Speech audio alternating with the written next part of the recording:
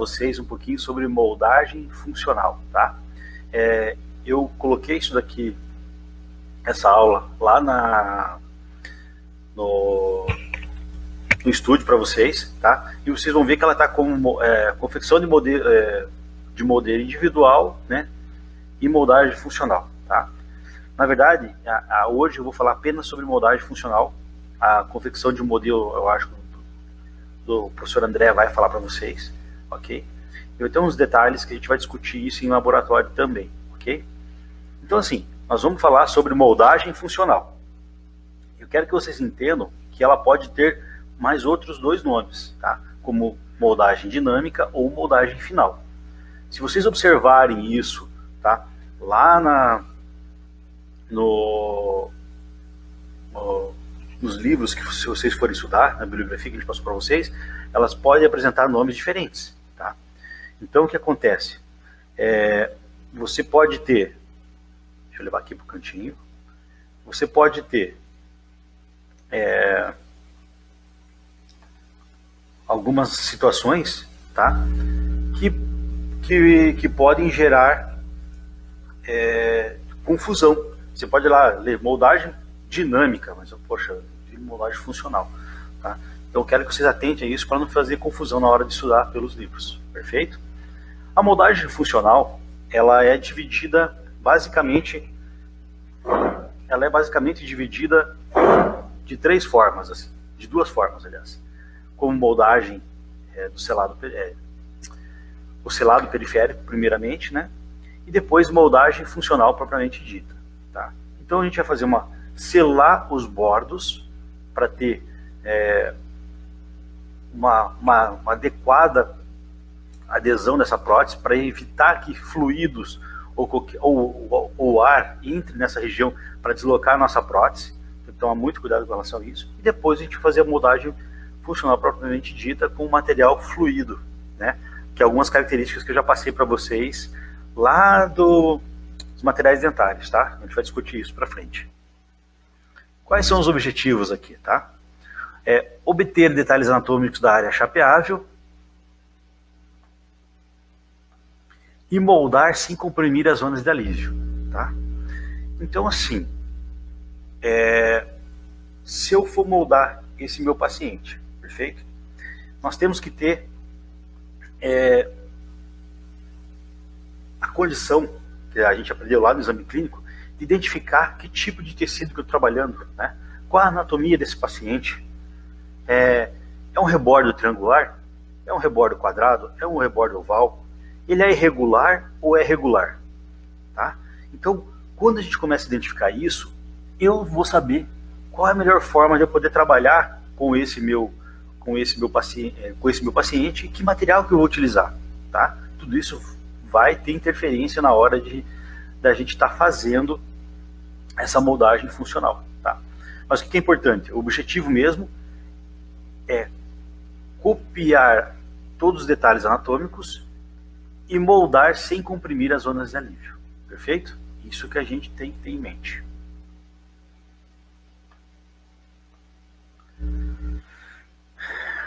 Finalidade deles. Objetivo e agora a finalidade, né?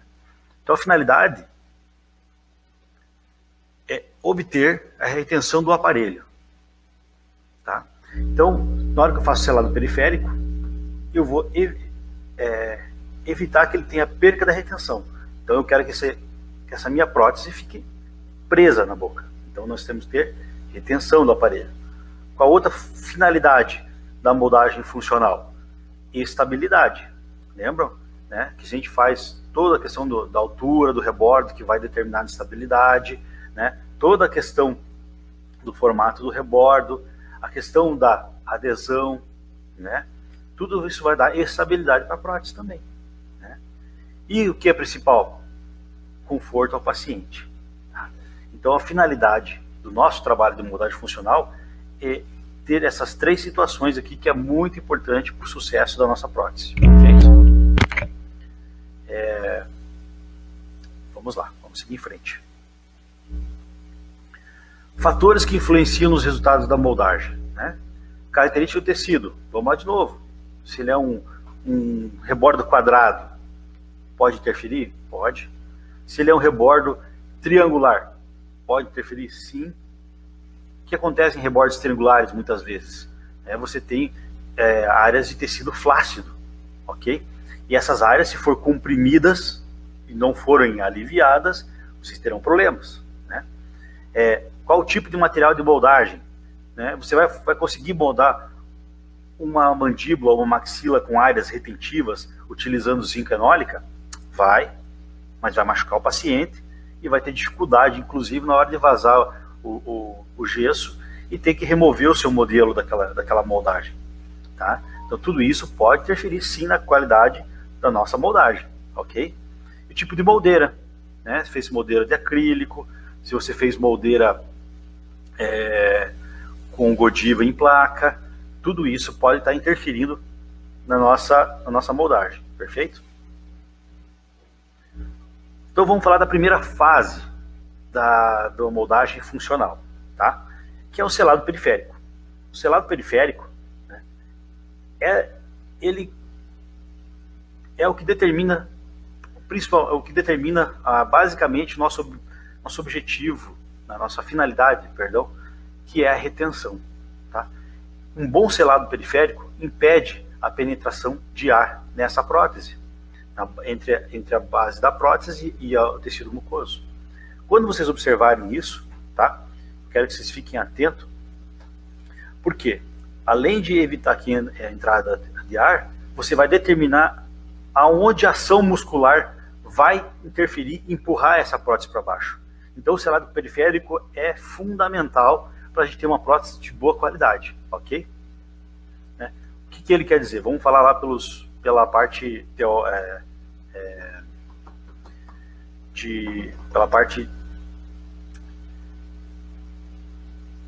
perdão.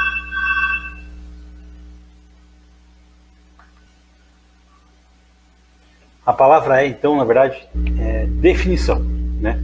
Qual é a definição de selado periférico?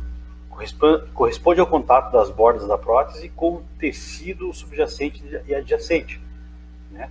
Para evitar a passagem de ar e outras substâncias no fundo do suco. Adjacente e subjacente, né? Então a gente tem que entender aqui, ó, quando a gente faz o selado periférico, é para, nessa região, exatamente impedir a entrada de ar nessa área. E também evitar que a prótese seja confeccionada numa profundidade em que elevem esse tecido adjacente a tracionar essa prótese para a região inferior, né? Para a região de contato oclusal.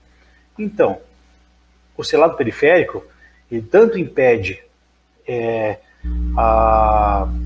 essa entrada de ar, como ele define a espessura da minha prótese, ok? E a profundidade que ela vai ser trabalhada lá no fundo do vestíbulo, tá?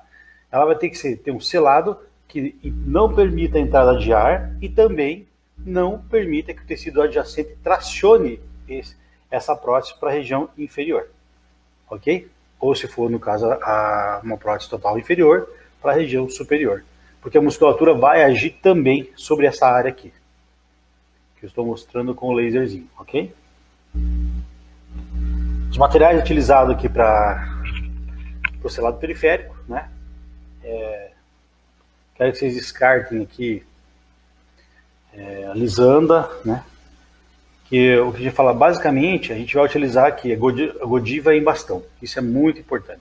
Dá para fazer selado periférico com silicona de condensação? Dá, tá?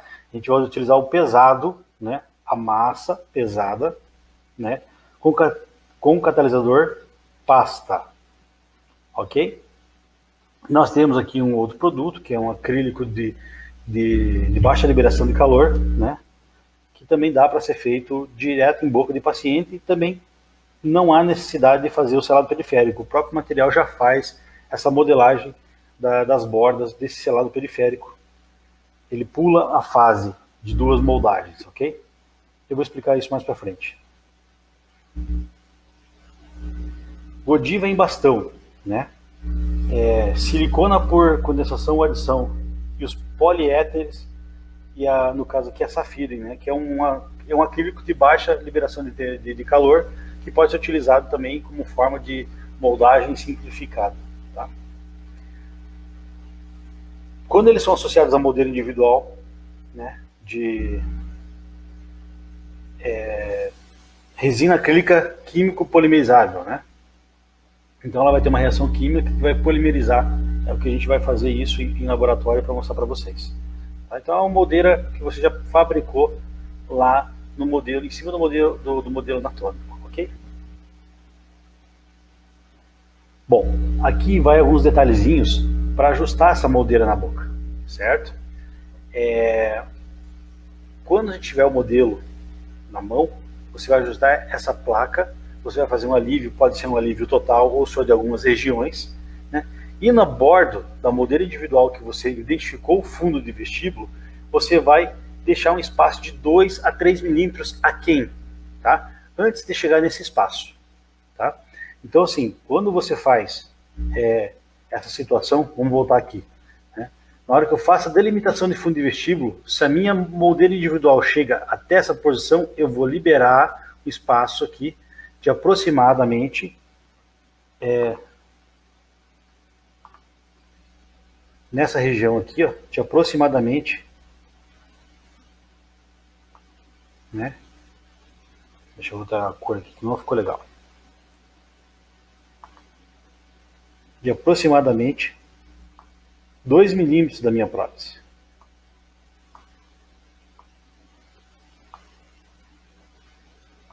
Se eu deixar esse espaço de 2 milímetros, o que eu vou ter aqui nessa região? Tá? Eu vou ter um espaço para poder colocar o meu material de moldagem para fazer a modelagem adequada dessa região de fundo de vestíbulo. Tá? Então, deixando 2 milímetros nessa área, vamos adiantar,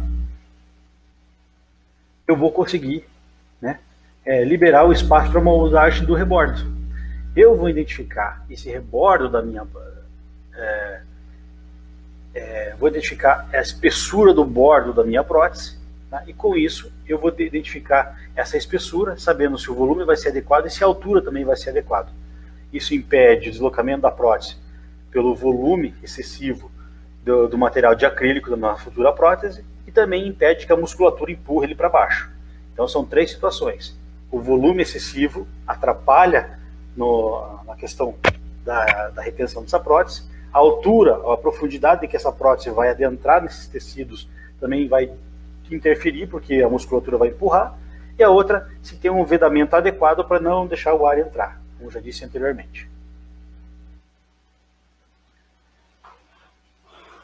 Aqui a gente vai mostrar para vocês, já com uma base de prova, foi colocada uma moldeira individual transformada em base de prova. É uma forma de fazer também, mas a gente vai fazer isso somente com moldeira individual, ok? Mas vou mostrar no caso para vocês aqui o ajuste direto na boca.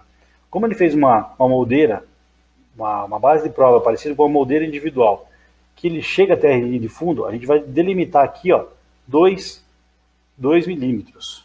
Deixa eu trocar de cantinho aqui. Então nós temos aqui, ó, essa distância da linha demarcada, um lapiscópio até a região de fundo, 2 milímetros. E eu vou começar a fazer o ajuste da minha moldeira individual. Olha aqui, ó. Aqui já está uma moldeira individual, que tem esse arquinho aqui tudo. Se eu pegar da linha de fundo, nós temos uma área de alívio. Essa zona de alívio, o que acontece? Você faz com que eu consiga trabalhar o outro material de moldagem para a gente deixar essa área bem certinha, tá? Um volume adequado, uma altura adequada e um selamento adequado. Tudo isso vai contribuir para uma boa qualidade da minha prótese, da base da minha prótese, né? Isso é muito importante.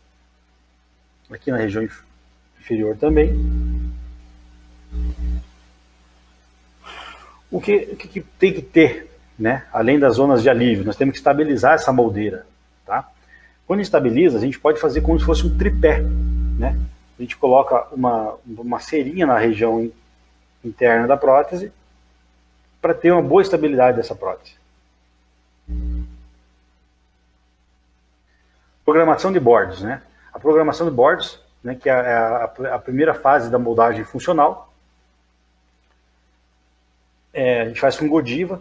com silicone denso, com cera e resina. Tá? Fazer o selamento periférico, né? Essa é a fase, a primeira fase do que a moldagem propriamente dita. Nós temos a programação de bordos. É a primeira fase da moldagem funcional. A gente vai utilizar Godiva, de preferência da Kerk, de boa qualidade. O silicone denso, pode ser adição ou condensação. Cera, pode ser utilizado. E resina, no caso da resina, nós temos ali a resina de baixa liberação de calor.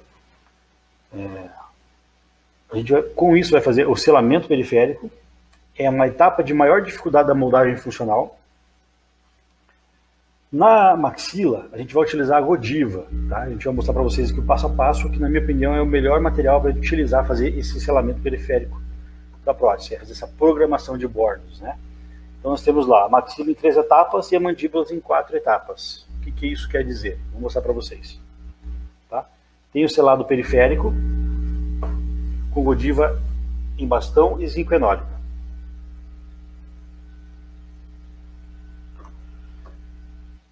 Então vamos lá. Para a gente trabalhar com a Godiva em bastão, nessa fotozinha aqui, nessa fotinha que está mostrando para vocês, nós vamos aquecer na lamparina. A gente não tem um controle de temperatura nessa região. Então o que a gente vai fazer? Utilizar uma cuba, tá?